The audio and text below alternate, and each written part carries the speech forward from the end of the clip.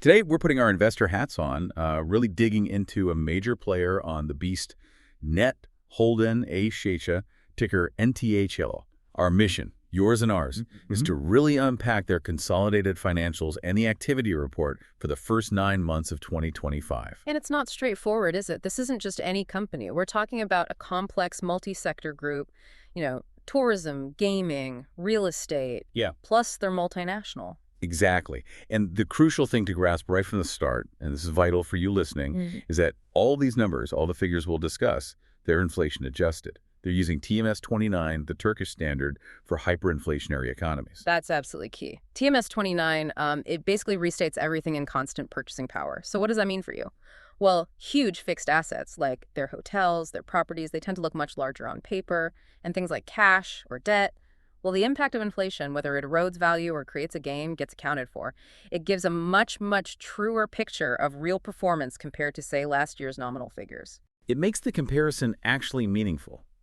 So if you find this kind of deep dive into complex financials helpful, please do take a moment to like it, subscribe for more, and maybe share it with fellow investors you know. Okay, so before we get lost in the billions of lira and the financing details, maybe we should just quickly map out Net Holding. What's the structure? What's their overall strategy? What do they actually do day to day? Good call. Let's start with the basics. Net Holding A, founded way back in 1981 in Istanbul. Set up as a holding company, the idea was to acquire and manage other companies, mostly in and around tourism and leisure. Think of it as a Turkish conglomerate, really, with a strong hospitality and property angle. And that focus has evolved. Today, you can really break the group down into 4 main business lines. The biggest is tourism that includes their hotels, shops within the hotels, car rentals, parking, that sort of thing. Then maybe what they're most famous for is the chance games segment, the casinos. That's run under the Merit Casinos brand, which is quite strong. Right. The Merit brand is pretty well known, especially in certain regions. Definitely. Then there's a smaller publishing arm, still ticking along. And finally, what's becoming increasingly important strategically, the holding company activities themselves, and crucially, real estate development. And geographically, you mentioned they're multinational, but where's the heart of the operation? Yeah. Where's the value really concentrated?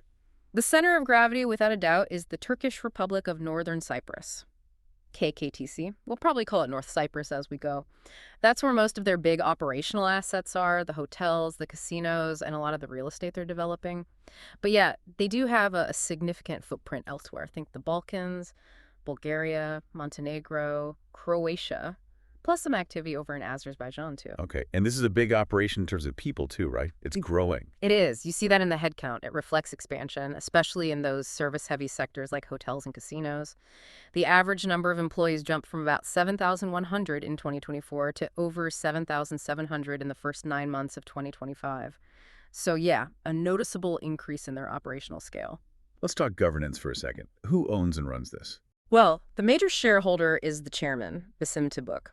He holds around 37% of the shares. They have quite a large board of directors, 13 members who were appointed for the 2024 to 2027 term. And we always like to check on diversity and pay. How does that look? On the diversity front, there are 2 women on that 13-member board. Hende Tibuk, who's an executive member, and Zeynep Su, who serves as an independent member. As for compensation, the total payout, so that's fees, salaries, benefits to all board members and the senior executives for these 9 months, came in at about 152.4 million Turkish lira.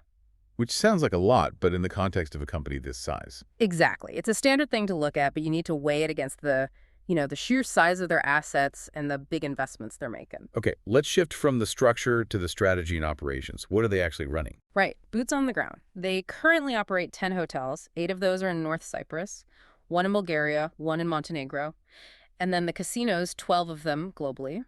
6 are in North Cyprus, 5 scattered across the Balkans, and they even have 1 operating on a cruise ship, which is quite unique. Now, you mentioned North Cyprus being key.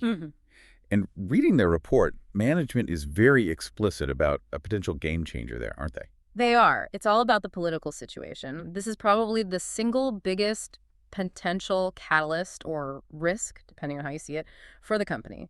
Management flat out says that if the political isolation of North Cyprus ends specifically, if they get direct international flights, it would be massive for them. Massive how? What would it impact? Fundamentally, it could trigger a re-rating of the whole company. Think about it.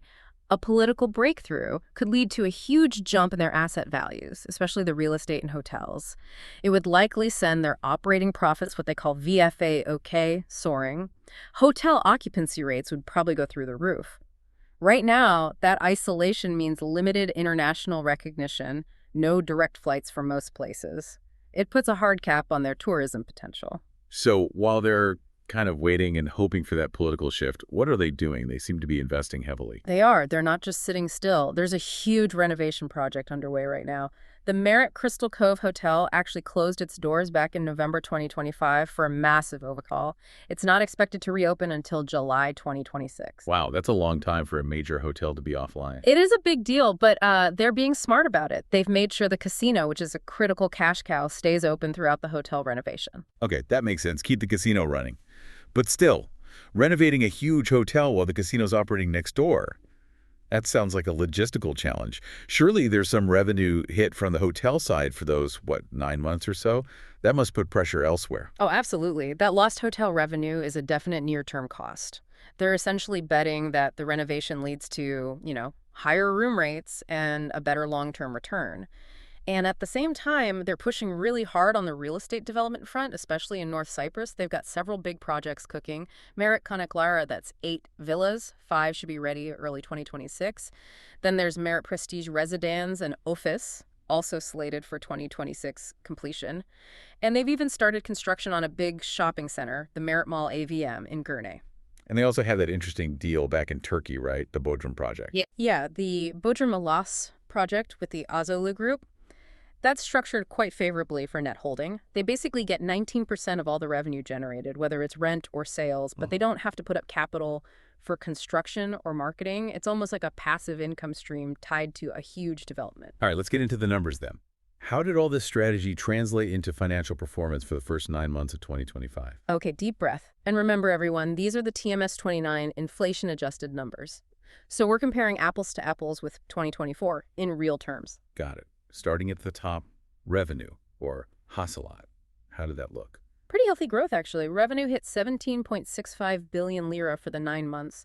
That's up from 16.36 billion in the same period last year. So roughly an 8% increase in real terms. That tells you the underlying business demand is growing, even after accounting for inflation's effects. An 8% real increase is solid. But what about profitability? Did costs eat that up? Well, that's where the story gets even better, at least initially. Look at the gross profit, or brut car. That jumped much more significantly. It went up to 6.02 billion lira from 4.62 billion. That's a really strong improvement. Wow, okay, so gross profit grew much faster than revenue. What does that tell us? It signals they were managing their direct cost, the cost of sales, really effectively. That's crucial in a high inflation environment like Turkey. Better efficiency. And does that strength carry further down the income statement? What about core operating profit? It does. The core operating profit, Essos Faliet Karu, also improved nicely. It reached 3.69 billion lira, up from 3.2 billion the previous year. So yes, the core business, the hotels and the casinos seem to be performing really well operationally before you even factor in financing and other things. Okay, strong revenue growth, even stronger gross profit growth, solid operating profit. This sounds great, but I sense a but coming. You sense correctly. This leads us to what I'd call the net income paradox. Despite that really strong operational performance we just talked about, the bottom line, the net profit that's actually attributable to Net Holding shareholders, it decreased. It came in at 1.52 billion lira, down from 1.78 billion in 9M 2024. Hold on. So the core operations are humming along, generating more profit, but less money is actually making it to the owners. How does that work? What's dragging it down? It's mainly 2 big items hitting them below the operating profit line. First, the way inflation accounting works under TMS 29, they actually recognized lower gains from their net monetary position this year. It was about 1.86 billion lira in gains this period, compared to nearly 2.3 billion last year. So that's one factor. Okay, a bit less of a boost from the inflation accounting itself, but that doesn't explain the whole drop, does it?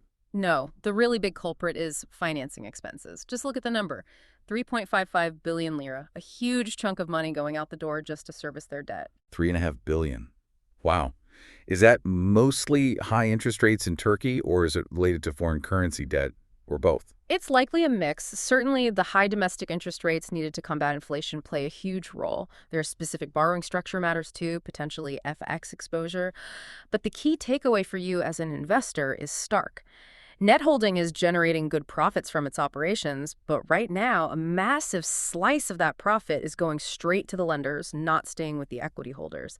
That's a critical dynamic to watch. A very critical dynamic indeed. Okay, let's pivot to the balance sheet. What does their financial health look like as of September 30th, 2025? The asset base must be enormous. It is. Total assets clock in at 108.8 billion lira. Huge number. But more important than the sheer size is what those assets are. You need to understand this is a very asset-heavy company, but those assets aren't necessarily liquid, meaning something like 90% of their total assets are tied up in long-term physical things. You've got tangible fixed assets, think hotels, buildings, equipment that's over 71 billion lira. Then you add investment properties, land, buildings held for appreciation or rental income, another nearly 25 billion lira. So the vast majority is locked into things that aren't easily turned into cash. Okay, asset rich, but maybe cash constrained. How's their actual cash position in debt? Well, they did increase their cash and equivalents. It stands at about 3.5 billion lira now. But yeah, look at the bet. Total financial borrowings are around 8.6 billion lira, and it's split pretty evenly. About 4.3 billion is short-term debt due within a year, and 4.3 billion is long-term. Short-term debt of 4.3 billion versus cash of 3.5 billion. And how do total current assets stack up against current liabilities? And that's the potential warning sign right there. Their total current assets, things expected to be converted to cash within a year, are about 7.8 billion lira. But their current liabilities, what they owe within a year, are significantly higher, at 12.6 billion lira. So current liabilities outweigh current assets quite a bit, Yeah. given that asset-rich but illiquid structure you mentioned. Exactly. It suggests they need to manage their working capital extremely carefully. They'll need consistent access to short-term financing to bridge that gap, especially with all those big construction projects demanding cash. Let's talk cash flow then. How much cash did the operations actually generate? That's often more telling than accounting profit. And here's another flag, perhaps related to that liquidity picture. Cash flow from operations, the CFO, actually decreased quite significantly. It fell from 7.2 billion lira generated in the first 9 months of 2024 down to just 5.1 billion in the same period of 2025.